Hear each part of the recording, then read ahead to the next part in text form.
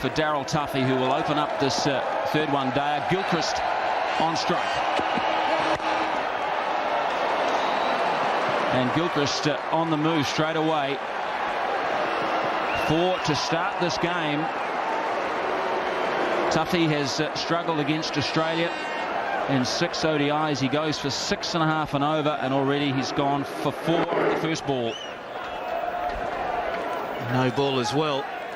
So not the start Tuffey wanted. And Gilchrist, not as aggressive as we'd see him normally play that stroke, but he comes into this match not getting any runs under his belt in the initial 2 one-dayers. He'll be a little nervous.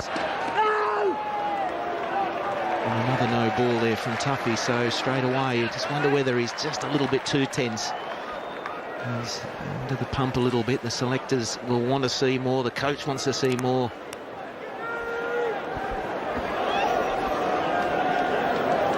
.35 the average for Gilchrist, similar to that of Nathan Astle.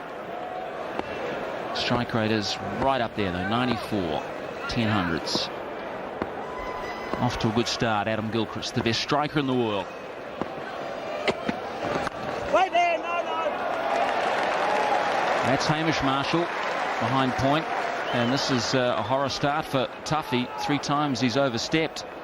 Hamish Marshall is behind point, James Marshall is in front in the cover position.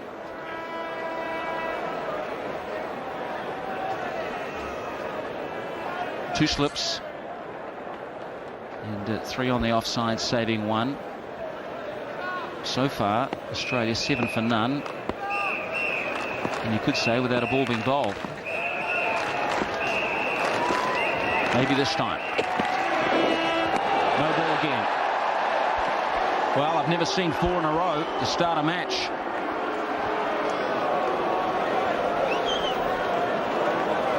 It would have been a wide if it wasn't a no ball, so it still would have been an extra one for Tuffey. He's turning this first over into a long one. He now, if he's bowling legitimate deliveries from this point on, he's going to be bowling a 10 ball over to start with.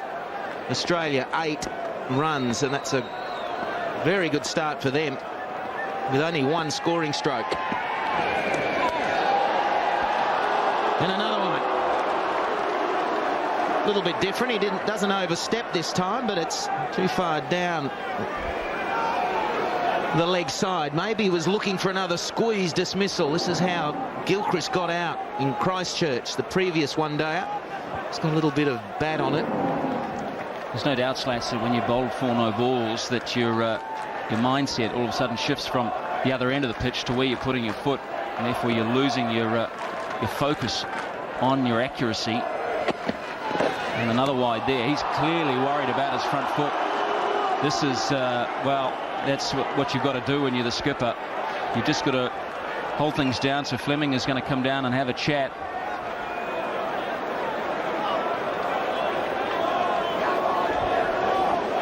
Well, that should be over. That's 6 deliveries gone.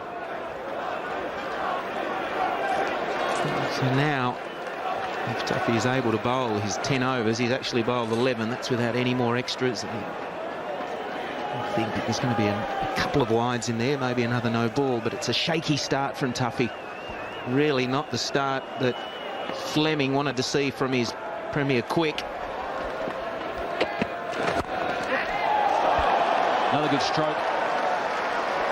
Might be chased down by McMillan. No, that's gone away for 4, and a legitimate delivery. 14 from 1 ball.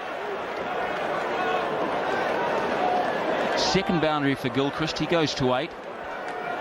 Extras are already 6. It's 14 for none.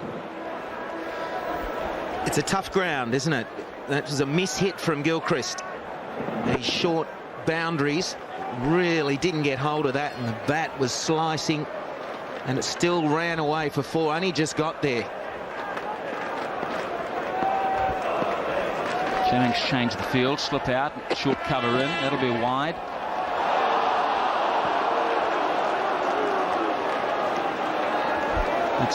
It's not a pleasant feeling, and everyone goes through it in their careers, where whether it be as a batsman, a bowler, a wicketkeeper, even in the field, just the mind starts to betray you.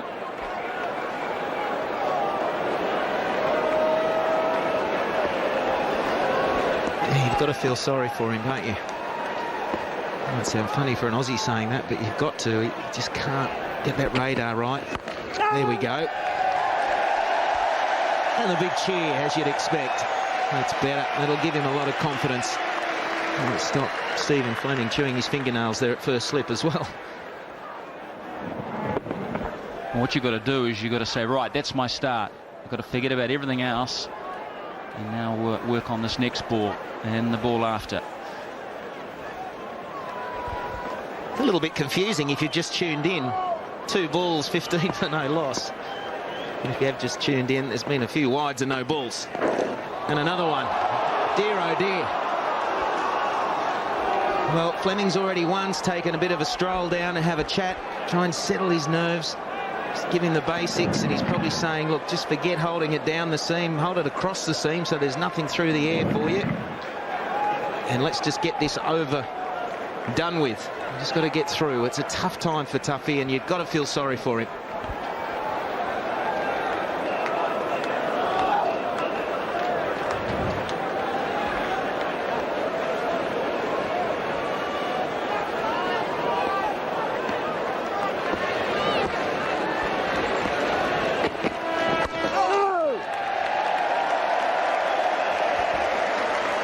A little bit difficult for Gilchrist at the moment as well, because as an opening batsman you want to...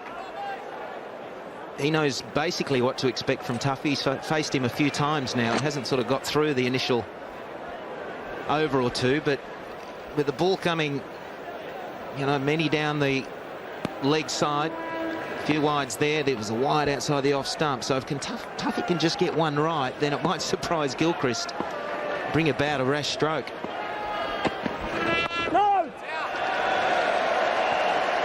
It'll be very difficult at times facing a bowler that's all over the shop. A guy like Shoaib Akhtar can be extremely difficult to face at times. Different to Tuffey because he bowls probably 15k quicker, but he's at certain days he's all over the place, and then when he gets it right, you're not really expecting it to be on line and a good length. So Tuffey can make the most of these extra deliveries he has to bowl, and there's a few of them.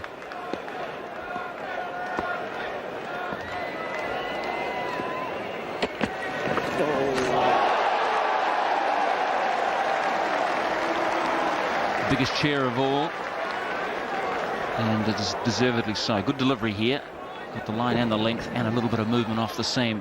You know, he's so good at bowling the first over of a test or one-day international. 14 times he's done it for New Zealand and picked up a wicket. So this is really the other extreme, and a real shock, I'm sure. Last ball of the over. And well left by Gilchrist. 16 for none, Australia.